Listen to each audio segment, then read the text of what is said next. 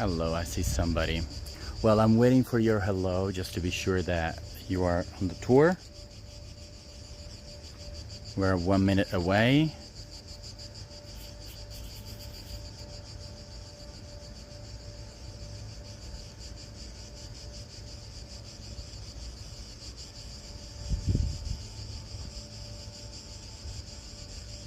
Hello, Zina. Okay, well, just a few more seconds before we actually start. There you go. It's officially 5 p.m. Super hot day. There's literally just me in Rome, I'm not kidding. You will see in a little. Like, this place generally is full of people. There's literally me, a police officer, that's it. So hello everybody. So accompany me, be with me today in this very hot Friday in Rome, August. Yesterday was holiday here in Italy, so, and everybody's out of Rome, so imagine today being the next day after the holiday is everybody's out. Everybody's still at the sea, at the beach, so yes. It's 34 degrees Celsius, which is around 94 Fahrenheit. It's very hot. Now I'm in the shadow also because, I mean, first for my health, because I don't want to be in the sun that much. Second, because you know that the phone warms up a lot and generally it interrupts the tour, and I don't want that to happen. That's also why the tours in August and September probably will be shorter than usual, but I mean shorter. Okay, okay, are you with me? Because I saw that for a second you were not. Anyways, I'm the one making them long. Actually, the tour should be around 1 hour, but I just love to stay in the tour way more than the usual. So anyways, we'll be 1 and 15 minutes long, 1 hour and 15 minutes long. Today will be even tougher in terms of heat because, as always, this is a tour that we have shown on Ego before, but since I want to make things a little bit more new, then I added one more thing at the end this time. And since I added that beautiful bridge at the end, I necessarily needed to start for the first time on this tour from the end. So generally I would end the tour here where we are now, and you will see in a little.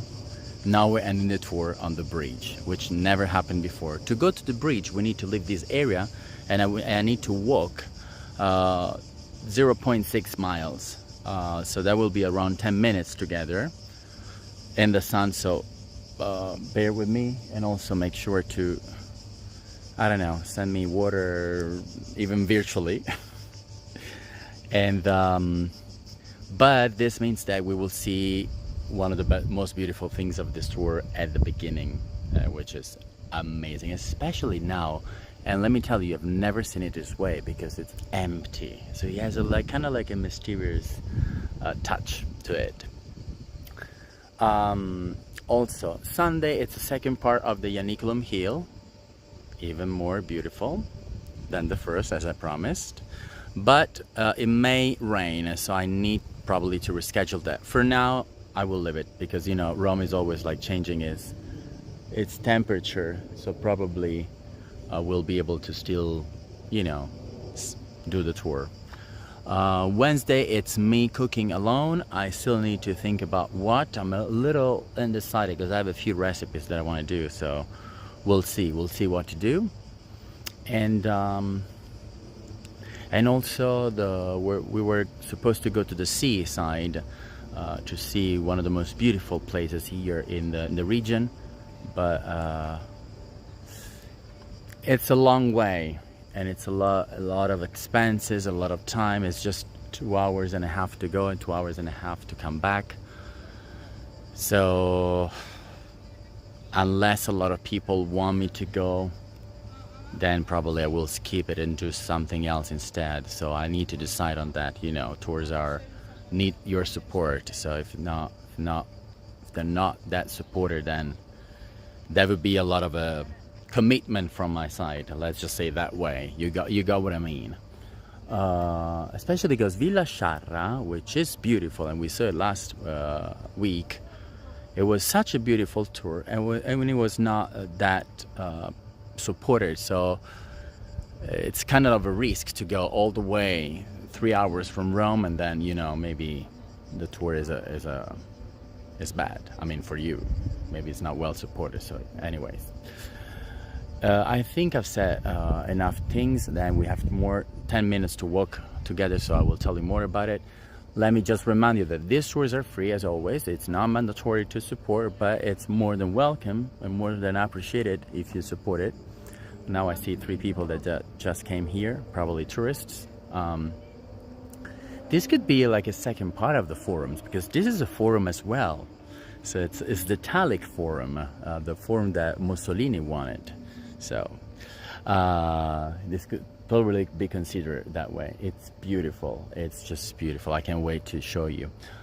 Before showing it to you, so before you send me your hearts and okay, which you can start sending, so I know that I can start the tour right after I'm saying what I'm saying now, you can support the tour by clicking on the links that are in the description below, both PayPal and Buy Me a Coffee.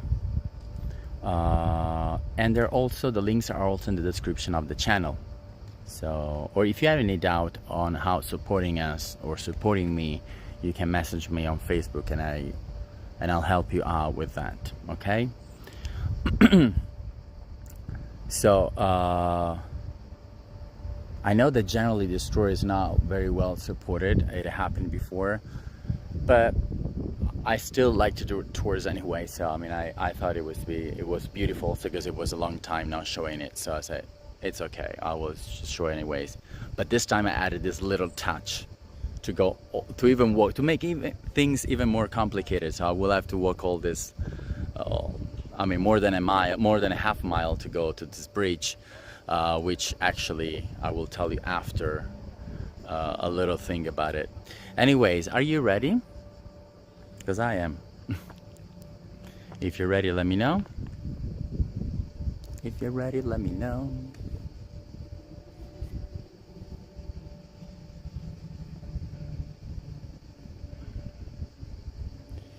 If you're ready, let me know with a heart or an okay.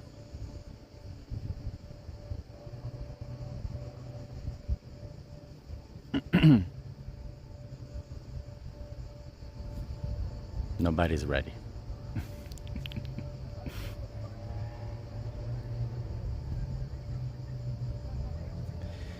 Thank you, Anne. By the way, thank you a lot, Anne. You're one of the greatest supporters.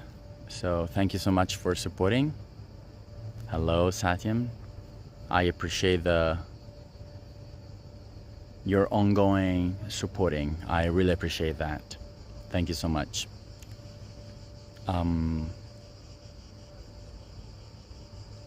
Yeah, I know you can hear me. Are you ready?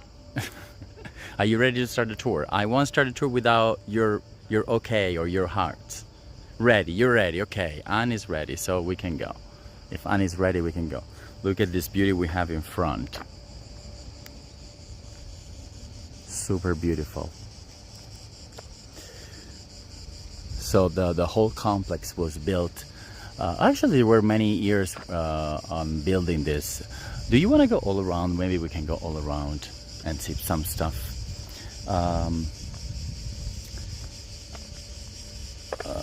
The architect, by the way, Enrico del Debbio, who built the complex between 1907 and 1933, then completed the construction between 1956 and 1968. So it took quite a while. Don't worry, I will stop and show you more in detail. Now we're just doing a little tour, a quick tour, but we can definitely see more in detail. Anyways, the complex was intended to represent some of the focal points of the fascist thought. This whole thing was wanted by Mussolini himself.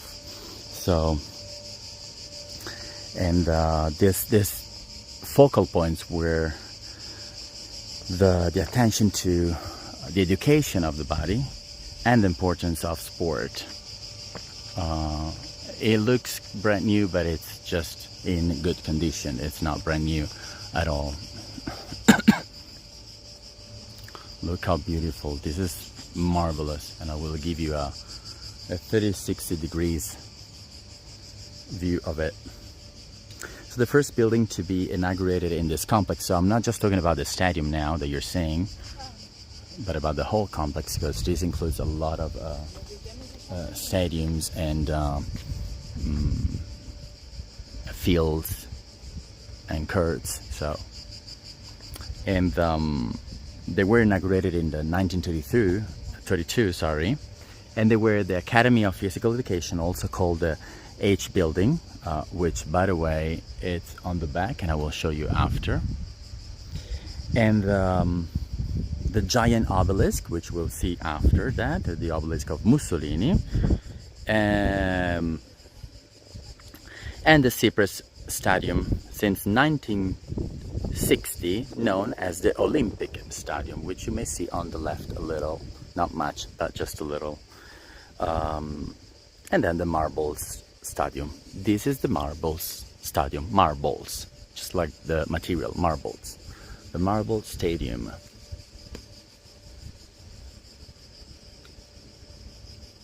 Of course, all made in marble.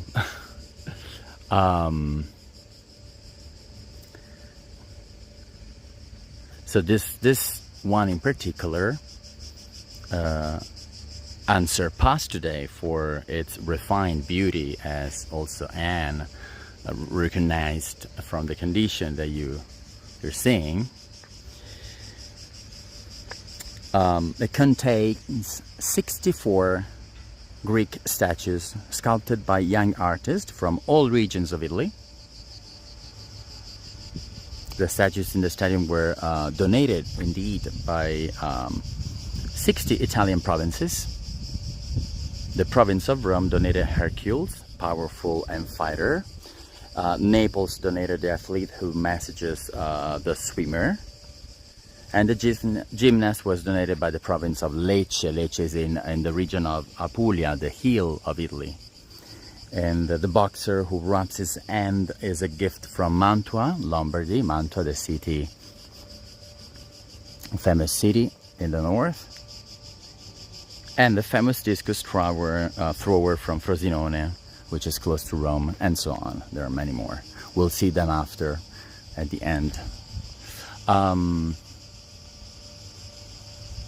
So they're all white, all very tall, all depicting dreams. Each statue is about 4 meters tall, and by means of 10,000 liras fee, the artists chosen for their realization, which took place in the 30s, had to supervise the different phases of their workmanship in order to achieve a perfect collocation, which today is known and admired all over the world. Look how huge this nail or foot is.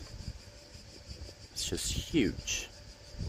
Doesn't even look like a nail, like a normal foot. And the head of a lion. How particular, like he's meshing it. And then if we go up, the statue himself.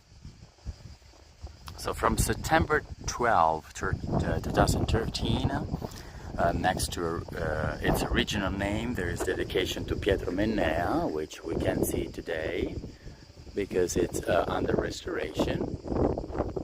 But Pietro Mennea was an Italian sprinter and world record holder for 17 years in a row in the 200 meters flat.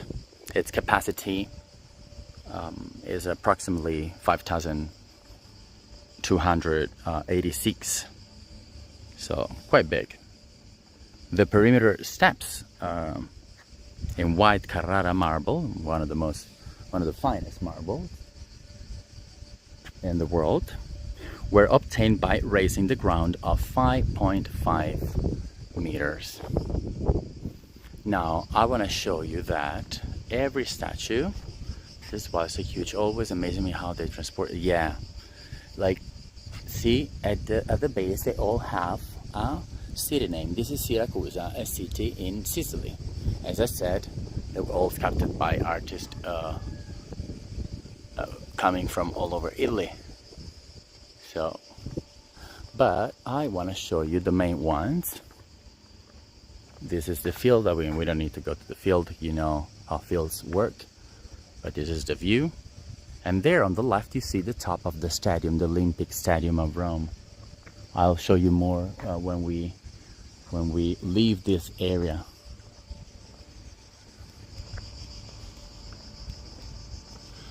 Okay, now let's go see the main ones here. By the way, the one you see here in front is the H building. You may tell, oh, well, it's H from the top, so it's probably not that easy to say from here, but do you see those two towers? Well, those would be the upper or the bottom part of a H letter. So probably you get the idea now.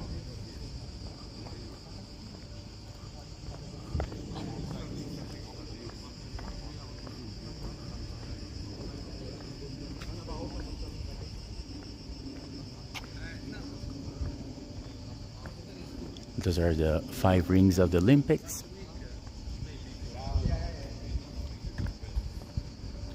Okay, as I said before,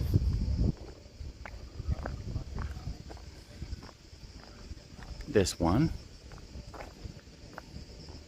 is Hercules, donated by Rome.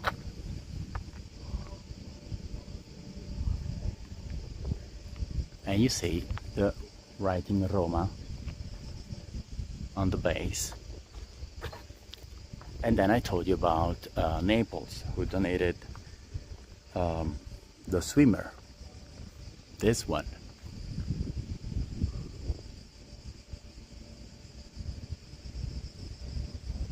There you go. And we have many others, of course. Super, super beautiful. I love this one from Brindisi, which is from the south of Italy, still Apulia, the hill region, which if you see, he's holding a coat on, he's holding a coat with the shape of a lion on his hand.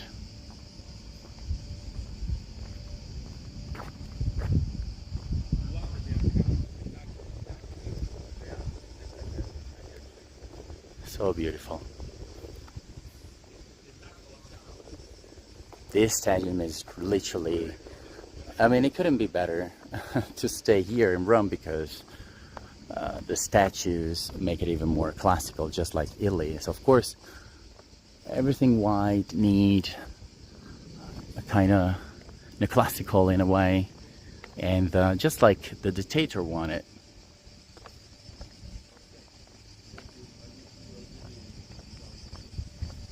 There you go. And on the base you also have the name of the artist. Here, you see? So in the center the city, and then on the side the name of the artist for each one of them. Look how beautiful.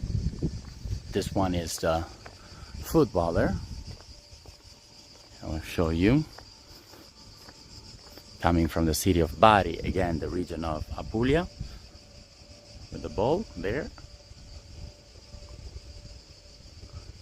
How beautiful is this, isn't it?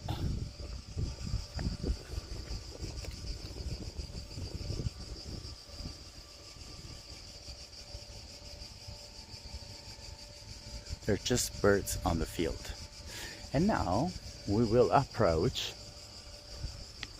We'll do the tour backwards, basically. We'll see the stadium, the Olympic Stadium. It is the largest facility in Rome. I think that it sits over 70,000 spectators, and it is home stadium of the Roma and Lazio football teams. By the way, football matches are starting this weekend again for the new year. Yes, it's beautiful, just empty this way. And this is the stadium that we're seeing, of course, from outside, but there's nobody, so you will get a beautiful view. So the football clubs, Roma and Lazio, and also host the Italian Cup final.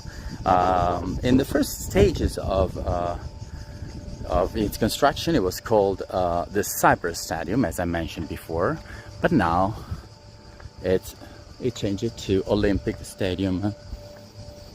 It was designed again by Enrico Del Debbio, the same one that built the marble stadium that we just saw. We'll try to get as close as possible. Maybe we can go a little bit to the side. There's more shade.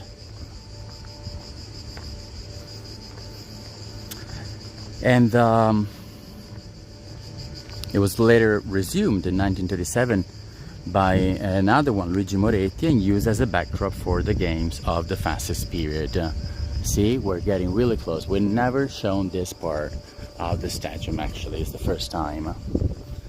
It's generally, it's close, but it's quite big and beautiful.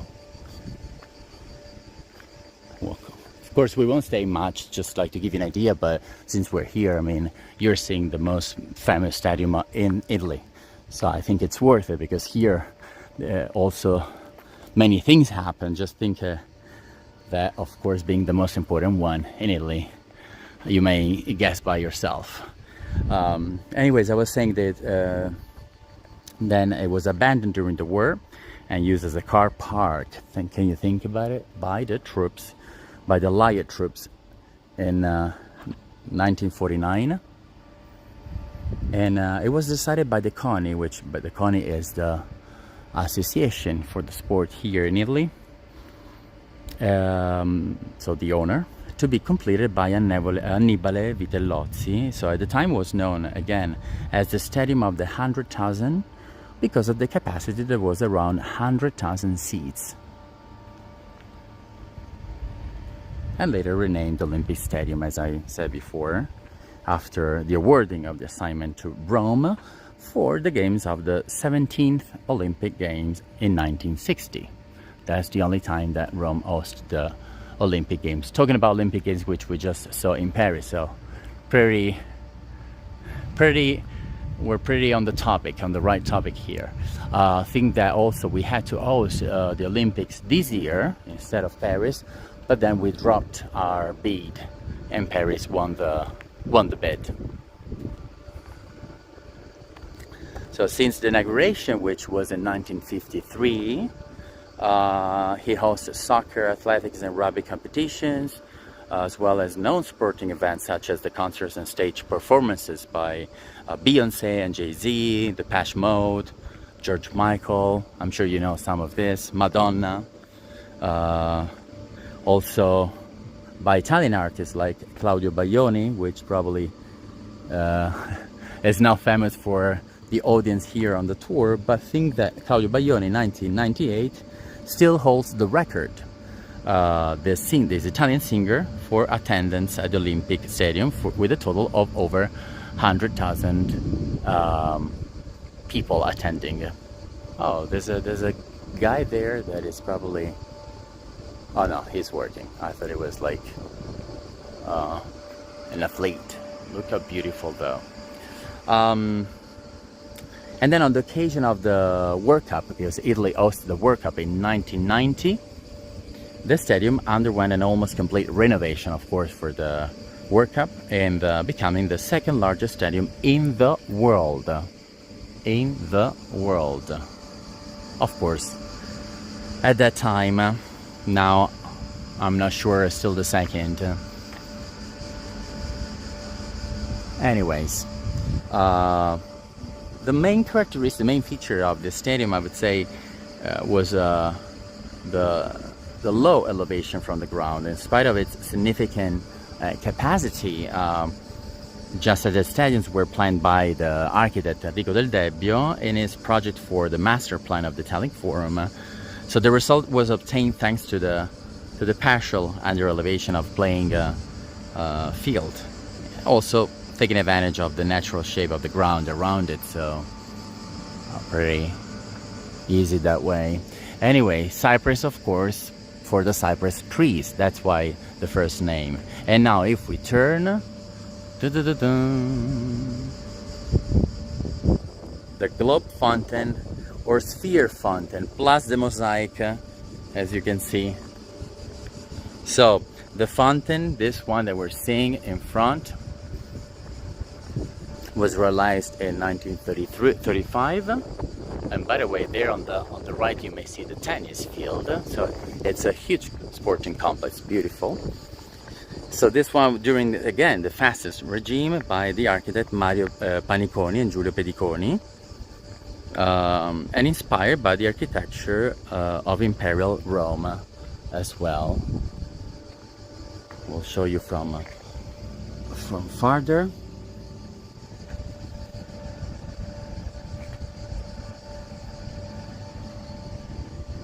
There you go. Look at the.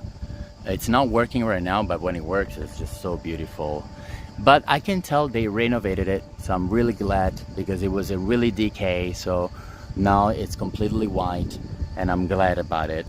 The fountain consists of this large sphere that you see. It's a marble monolith with a diameter of 3 meters, and it weighs around 42 tons. It's placed on this quadrangular base inside a circular basin, in turn surrounded by a large ring-shaped basin with black and white mosaics, as you can tell here. And what do they depict? They depict marine scenes. You can take screenshots because this is beautiful. The enormous sphere at the center of the composition symbolizes the universality of the sports game. So that's like a globe, basically.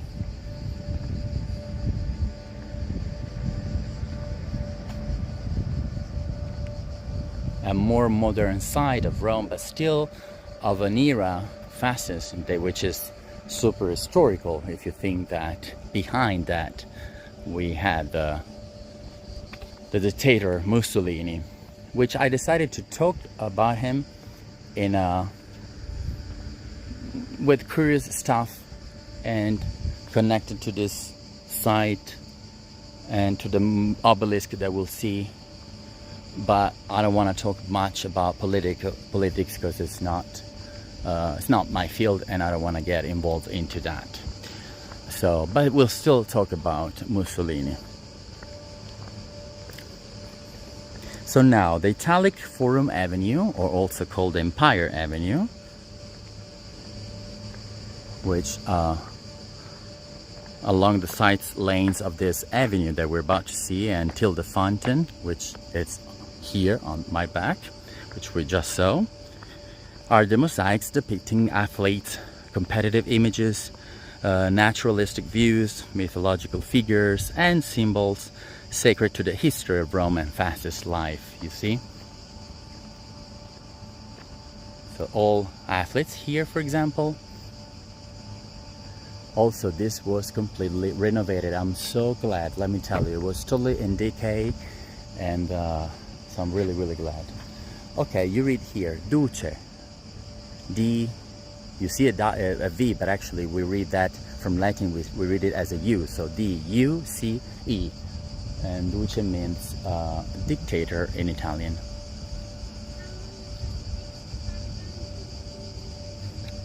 You see?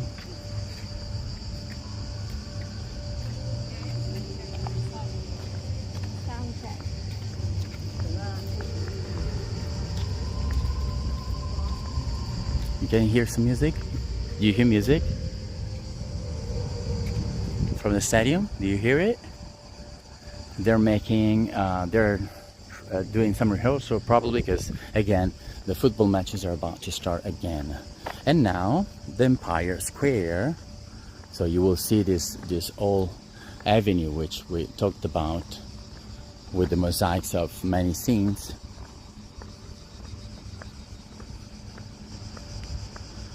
But even the square, which is beautiful, because think of all these marble blocks on each side. So you have them here, but also on the other side. People, yeah, actually tourists from the States, if I heard correctly. And I hope that we can get out from here before they close, because I don't want to do the whole tour around. But anyways, so glad that it's all like it's doing better, and honestly, because it was totally in decay. So they're all arranged, these blocks, orthogonally to the path.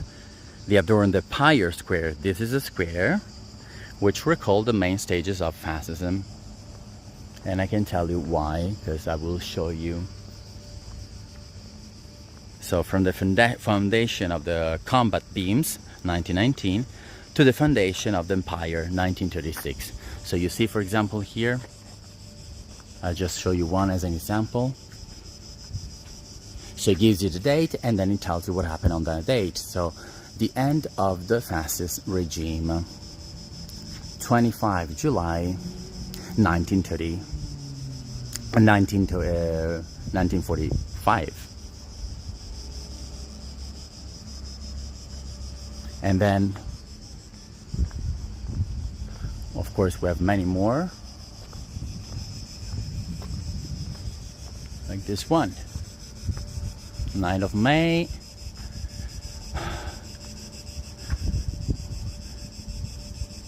(1930). What is that? 1936. Sorry, I'm translating from Roman numbers.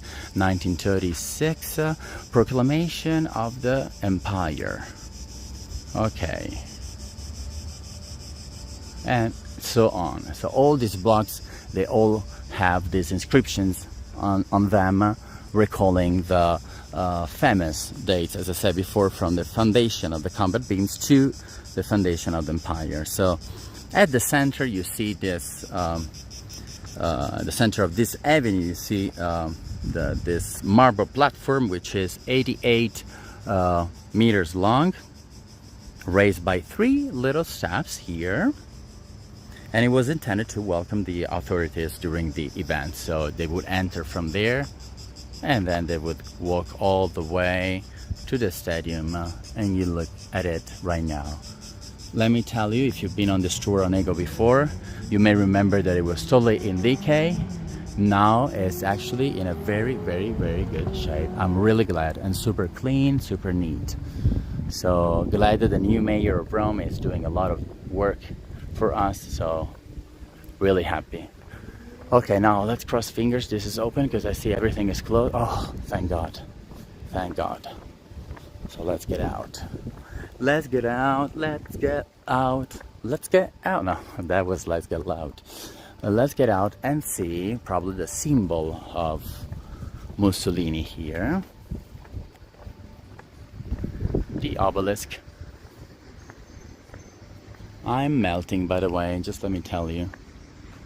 So give me a second to adjust my hair, because I'm sweating like a pig. Can I say that? Well, I just said it. Okay. This is the back, by the way, of the H building there on the left. And let me also clean my glasses, because I can tell they are sweating as well. You're still there, right? Okay. So the obelisk. This is the Mussolini obelisk. We all know who Mussolini is, the dictator. I'll go a little farther, and then I'll tell you probably the most curious story about this obelisk, the structure. Okay, let's go into the shade so that I make sure that the form doesn't warm up that much. It's for you guys so that the tour doesn't interrupt. This is a monolith. It's 36 meters high and erected in 1932. So we are in complete fascist regime in Italy. And right at the entrance of the complex, as we did it backwards, but that's the entrance. Hello. Hello, Lena. So right at the entrance of the sporting complex, and it bears the inscription Mussolini, which we'll see once we go to the front. The obelisk symbolizes a sentry, I would say, for the complex behind, and it's one of the largest obelisks in the world. There are not many obelisks this wide. The gigantic block, this gigantic block of Carrara marble as well, hello Natasha, was extracted from the quarries of Carbonera.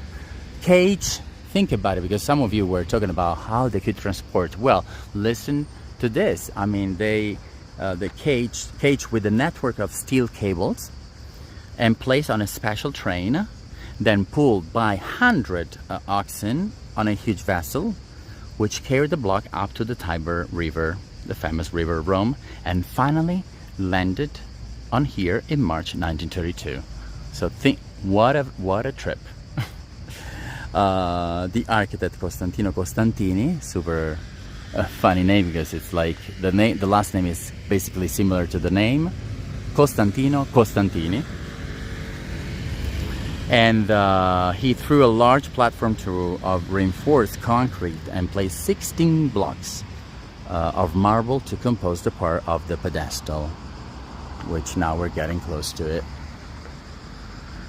The inscription was placed on the base, and we're about to see now.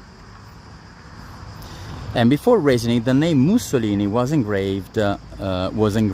So before actually, yes, raising the whole building. There you go. So Dux, D-U-X, which is the abbreviation of Duce, which we saw before, you remember, which means dictator. And on top, Mussolini, the last name of the dictator, named Benito. You all know, right? Friend with Hitler, we could say. Co-worker, unfortunately.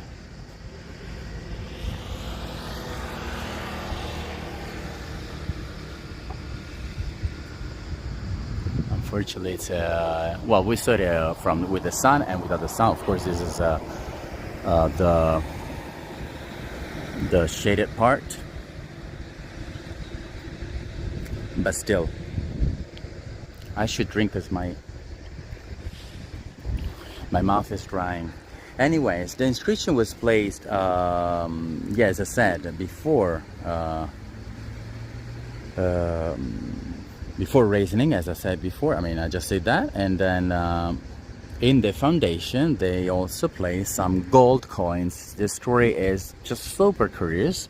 I was always curious about it, because they place some coins, golden coins, in the foundation, and for the occasion, together with a parchment written in Latin, which contain a text written by Amatucci that glorified the work of Mussolini, that glorified the work of the dictator. Okay, so two scholars then, by the way, the Dutch Bettina Rijts-Jusse and the Belgian Han Lammers were the first one to translate Mussolini's forum code. Are you with me? And yeah, even if the message still remains buried and visible beneath the granite blocks, these two scholars were able to reconstruct it through three different sources that emerged in the archives of Rome. It was not a message designed for the people of his time. And even though the obelisk was meant to be as visible as possible, there was almost no trace of the existence of the text that was actually intended for readers of the future. The curiosity is that the message had to be read after the obelisk was demolished, would have been demolished. Therefore, after the fall of Mussolini, right? A sign that the fascists themselves were aware that sooner or later the regime would fall.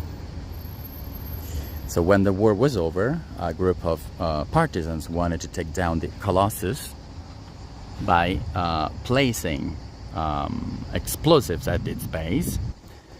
The arrival of a guard on a bicycle, however, forced them to turn the fuse off, and today the secret message is still beneath the obelisk. How curious this story is. I always find it super interesting.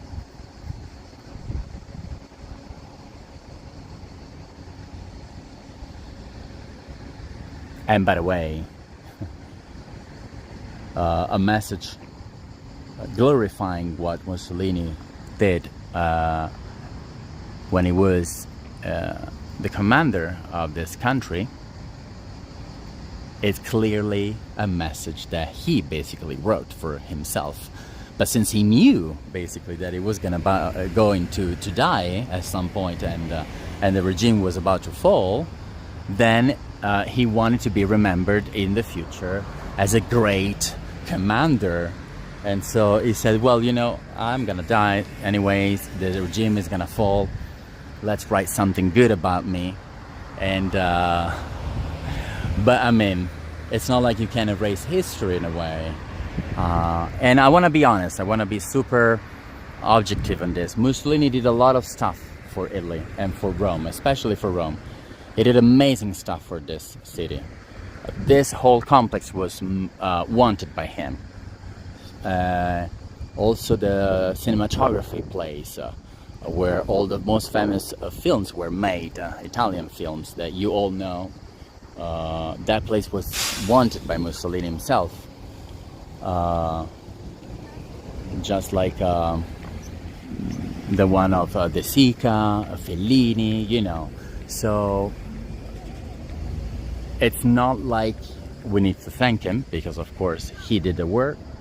He connected to Hitler for the war, so of course he's not justified at all. But I'm just telling you in a very objective way. And by the way, I'm not even of that party, so what I'm saying is totally objective. And now we're crossing, by the way. But I need to recognize that thanks to him, we have a lot of places here that are worth a visit. Thank you, Anne. And by the way, thank you, Anne, for the message. But thank you, Marie, for the coffee. Thank you so much. Thank you so much. Do you think I can make it? I think I can. Let's cross real quick. Now we are on the Duca D'Aosta Bridge, which is not the last one. Don't worry. This is part of the past Ego tour. Look who we have here. We have Marcel Jacobs. Do you know him?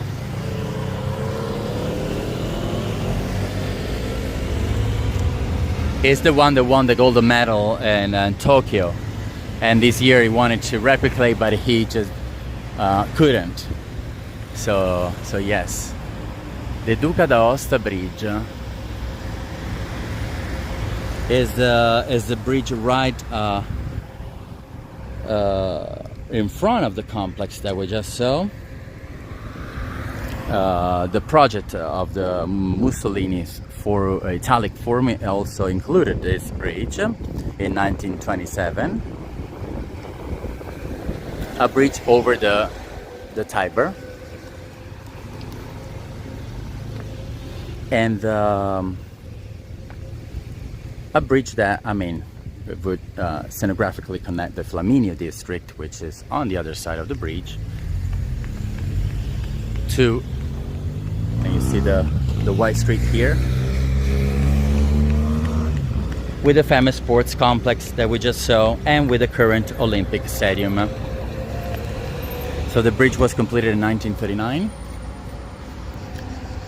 by the architect Vincenzo Fasolo, and is made of reinforced concrete entirely covered with travertine from Tivoli, a city nearby.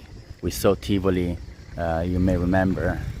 I want to cross also because I want to show you something. You saw Tivoli with me during Villa d'Este tour, you remember? And it is 222 meters long and 30 meters wide. It presents 3 lowered arches, 20 meters long each, with the central one that measures a little more, 100 meters. At the 4 corners, at the street level, we'll see... Actually, no, let me show you first this, and then I'll show you something else. So I'll cross. If I don't get hit. Okay, so as you know, okay, by the way, I'll give you the view of the... So you see the wide street here, the bridge, the obelisk, the stadium. That's how Mussolini wanted it. And the river of Rome. Allora. So, allora means so. When I say allora, it means so. You remember that we will finish the tour on another bridge that we've never seen before. And as an extra, and I also told you that I'm gonna walk a little now to show you that. I was a little undecided if showing you either one bridge or the other. Unfortunately, one bridge is on that side and the other one is totally on the other side. So I was a little battling over it, because that's the Music Bridge, by the way. Way modern, of course, but very cute as well. So either I would walk 0.6 miles that way, or either on the other side. So I couldn't do both. But so I had to decide, and I decided for the most iconic one, because it's also way more beautiful, way more historical. There's so much to see and to know. It's the Lovers Bridge. So I thought that probably you would be more interested in that than in modern things that you probably have in your countries as well. And if you see right there, the Dome of the Vatican. So we're really close, actually. We're in the north side of Rome, as the Vatican is also on the northwest. So it's not that far. Okay, just to show you what my tour would have been if I worked on the other side. Now, as I was saying, before we leave to the bridge, so at the 4 corners, now we're gonna see just 2, because I'm not gonna walk to the other side. At the street level, we have these marble pillars, which are decorated with high reliefs reproducing scenes of battles fought in World War I. And they all narrate the glorious deeds of the Third Army of Duke Emanuele Filiberto of Savoy Aosta, who led the bloody resistance of the Italian soldiers in Caporetto, and that's why the name of the bridge takes his name, Duca D'Aosta, Duke of Aosta. You see the high relief here, one of them.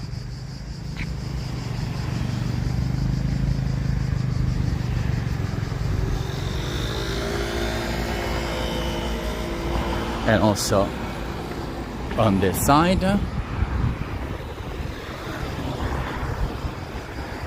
even more visible. I see there are more people. Hi to everybody. Is there anyone new? Just let me know. Sorry, I'm adjusting my bracelet, okay, and my hair, because it's very hot today. There you go. All battles, by the way. And now we'll cross, but we'll have to wait for the light, because this light is yellow. I don't want to cross now, so bear with me. We'll see the other pillar, which also bears the inscription of the bridge, Bridge Duke of Aosta.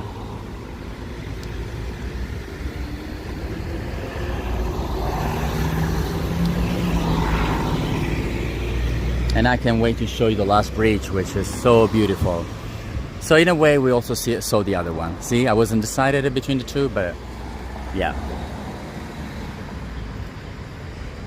Are you liking the tour? What do you like the most about this tour? The marble stadium, the Olympic Stadium, even if outside, the fountain of the sphere, the avenue, the Imperial Avenue with all the mosaics and the marble blocks, the Mussolini Obelisk, this bridge, or maybe the last one. We'll see if you like the last one more.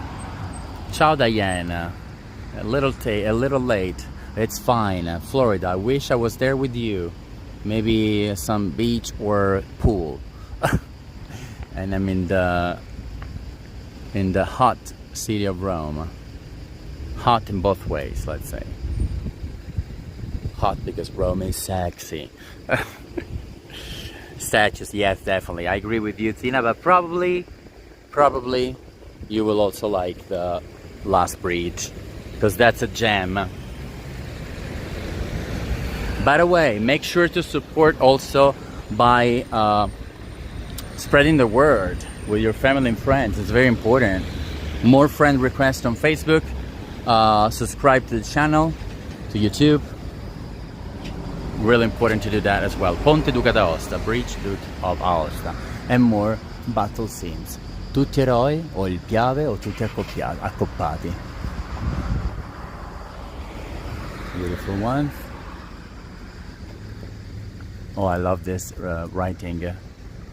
È meglio vivere un giorno da leone che 100 anni da pecora. It's better to live a day as a lion than 100 years as a ship. I wonder how the bottle of water got that high. But they're really nice. Ok, adesso, bear with me. I'm ready to walk this this 0.6 miles. In the meantime, we are along the Tiber River. So, yeah, the statues were nice. Allora, so since we have a little to walk, I will take advantage of this time to remind you that this is a free tour, and it's not mandatory to leave a support, but it's very appreciated, highly appreciated, as tours are supported by you. And if you enjoy the tour, you can leave a tip both with PayPal or Buy Me Coffee. And the links of the description, sorry for my hair, it's a mess, it's very sweaty. With PayPal or Buy Me Coffee, which are both in the description below of the video or in the description of the channel. There's also another link, it's called GoFundMe, and it's not connected to the tours, but you can still support that one if you feel like it. Just give it a read, and I would appreciate that as well. I mean, even just reading it, or maybe share it with people that you know who can support. Okay, now ready to see this walk with me. It won't take long, I swear. I walk fast, so GPS says 10 minutes, but I did it before also to come because I wanted to test it, and I did it in 7-8 minutes. So yes, in the meantime we'll be together. And in the meantime, I can tell a little bit of what we're about to see. The Milvio Bridge, which I can already see from here. Maybe you too. Let's see. I'm surprised there are no tourists around. Well, let me tell you, this is not the downtown Marie. That's why. It's more an off of a beaten path, okay? So you generally come here if you have way many more days to see Rome, but most of the people are in downtown. They don't know what they miss by not seeing stuff that they're not in the city center, just like this one. But if I have a few days in Rome, of course, I would see the classics before seeing this. So that's probably why you don't see many tourists. Also, it's August. August, it's a dead month in Italy. There's nobody. And I told you, yesterday was a holiday. Yesterday was Ferragosto. Ferragosto meaning mid of August. It's a festivity that was born thanks to the Emperor Augustus. That's why Ferragosto, Agosto, Augusto, Augustus. So very similar to his name. All the Romans go, all the Italians go out of the city. And we're fully in the middle of summer, so that's why there's nobody in Rome. I told you, just me. Okay, see, since we were talking a little about these things, there's not much left to reach the bridge, and we're about to see the Milvio Bridge, M-I-L-V-I-O, Milvio, and the Torretta Valadier, so the Valadier's Tower. Valadier is the name of the architect. So the Milvio Bridge is one of the most ancient and beautiful bridges in Rome. So, see, we always wanted to show it to you, but being far from any other spots, it was very difficult to show it. Because then, as you know, during a tour, we don't show just one thing, we show more than one. So we always thought with Mickey, okay, we're showing the bridge, and then what? You know? So today I decided, okay, you know, I will just walk all the way, because, I mean, otherwise we will never show this part of the city. And so I hope you appreciate the effort. But at least you will see this bridge as well. Which is, again, one of the most beautiful and iconic of the city. Totally worth a visit. It's a meeting point, by the way, it's a meeting point for young Romans and tourists, given its proximity to trendy bars and restaurants. Of course, not now, but maybe if you come here at night, you will notice that. You can already start seeing probably the arches of the bridge from here, maybe. It was built in 109 before Christ. See, that's why I decided to come here instead to go to the other bridge, which was built instead of 2012. So totally different. By Censor Marco Emilio Scauro, although it was located outside the city walls, as it is, I mean, not today, yes, it's outside. It's not outside the city walls because there are no walls anymore, but it's outside of the city center, I would say. It has always played an important role, a decisive role under its strategic position, very strategic one, and originally called Mulvius, a name that probably derives from the Mulvia family, who commissioned the bridge according to common usage. And then it was called Mole or Mollo in the Middle Ages. So it changed names many times. And this name would have been attributed to the collapse of a central arch, because Mollo in Italian means unstable, something that is a little soft. Maybe you can help me out, because I can think of a word, an exact word to translate it, but M-O-L-L-O. M-O-L-L-O. That would be the translation. So, again, this name would be attributed to the collapse of the central arch and the subsequent temporary placement of a wooden walkway swaying at the passage. So in 312 AD, Annus Domini, the famous battle between the Emperor Constantine and Maxentius took place on the bridge. So a very important bridge, not any bridge. We're about to get there, don't worry. It's just like literally 1 minute away, or probably 2. Okay. So today, only the 3 central arches remain of the ancient Roman bridge, but still ancient.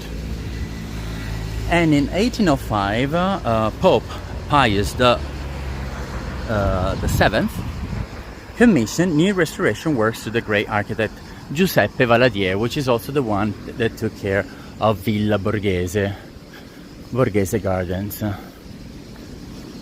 He designed, oh my god, this is tiring. He designed a rearrangement.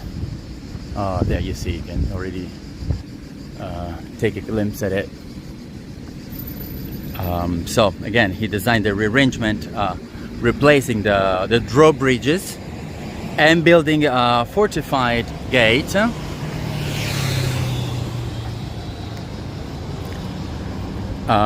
north of the bridge. The famous neoclassical tower, which you're seeing right now, which now is known as Torretta Valadier, Valadier's tower, so with the name of the architect who designed it. Let's get in.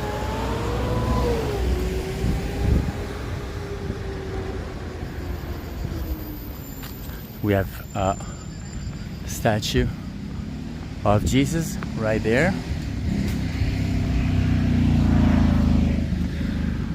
So in 1849 also, see how important this bridge is, because in 1849 Garibaldi blew up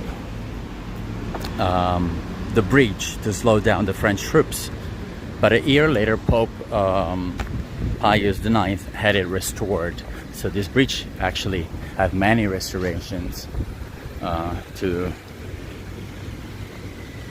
that underwent many restorations since that time. So since 1849, since the restoration after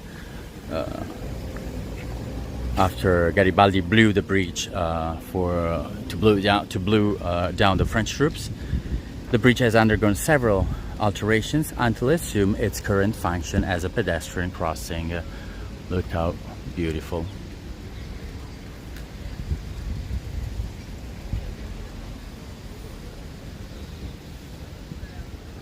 For quite some time, let's go inside, by the way.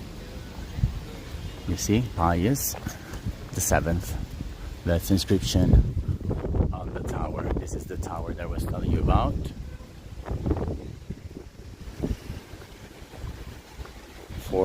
As I was saying, for quite some time the bridge was considered a bridge of love here in Rome.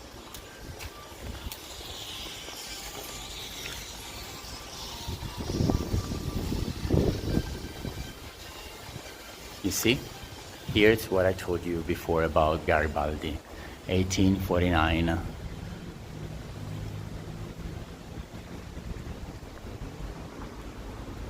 The bridge is super beautiful.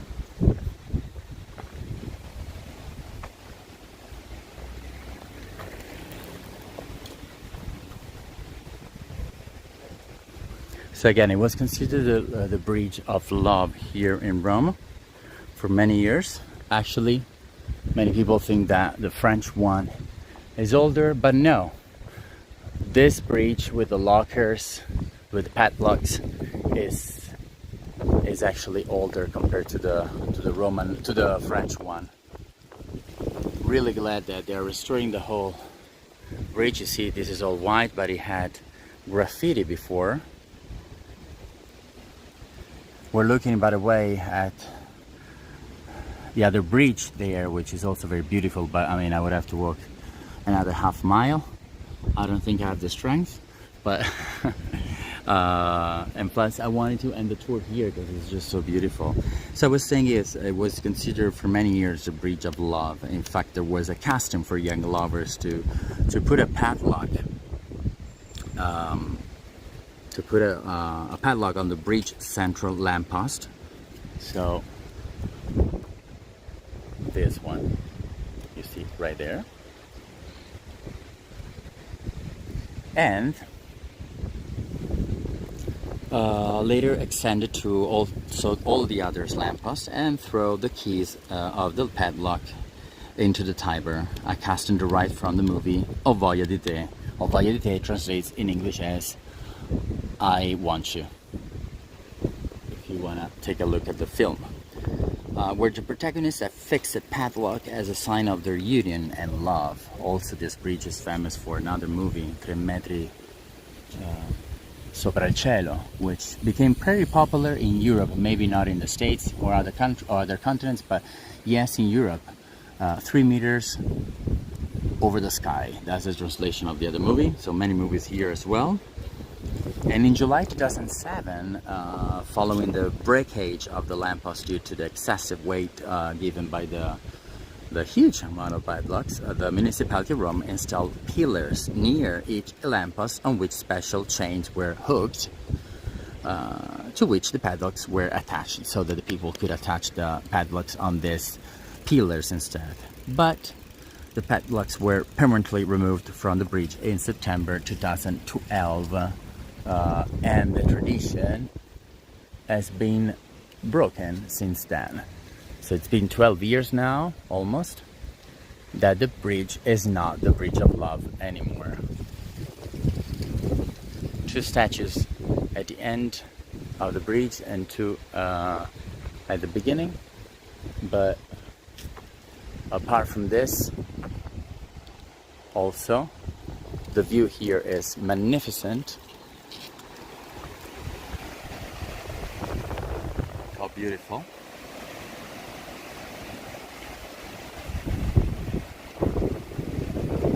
And you can tell there's the observatory of Rome. We may do a tour there. The observatory, just like the Griffin one in Los Angeles, I remember, is on the top of the hill of Hollywood. That it's Monte Mario. The little Virgin there on the top, you may not see it now because it's super far, overlooking the whole city. Super particular one. So there are so many things here to see. And the tower, we're back to the tower.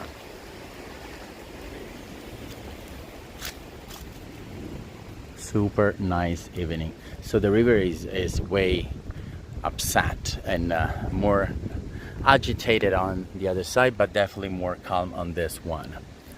Allora, just a little over the hour. I'm glad I could manage to make it not that exhausting and long for you. There's a little wind here, so I'm happy, but my mouth is completely dry. I'm gonna get a spritz maybe with your tips, why not? So again, thank you for staying with me. This was nice. Sunday we're going to the Janiculum Hill, part 2, and then Wednesday we're doing cooking tour. So I'm a little undecided if doing a dessert, doing homemade pasta, or showing you how to make something that we've never been made before, but it's actually super good. Bolognese sauce, but white Bolognese sauce. Super famous. Actually, I probably like it better. The white Bolognese sauce is so good. So good. So I'm thinking about it. Thank you. So, if like Mary or Anne, you feel like supporting the tour, if you enjoy the infos of the company or the tour itself, you may do so by clicking on the links below, PayPal and Buy Me Coffee in the description below, or in the description of this channel. And wow, what is that? A vortex of leaves. And you can support the tour by leaving a support. If you can do so, you can support by spreading the word, telling all your friends and family about these tours in Rome.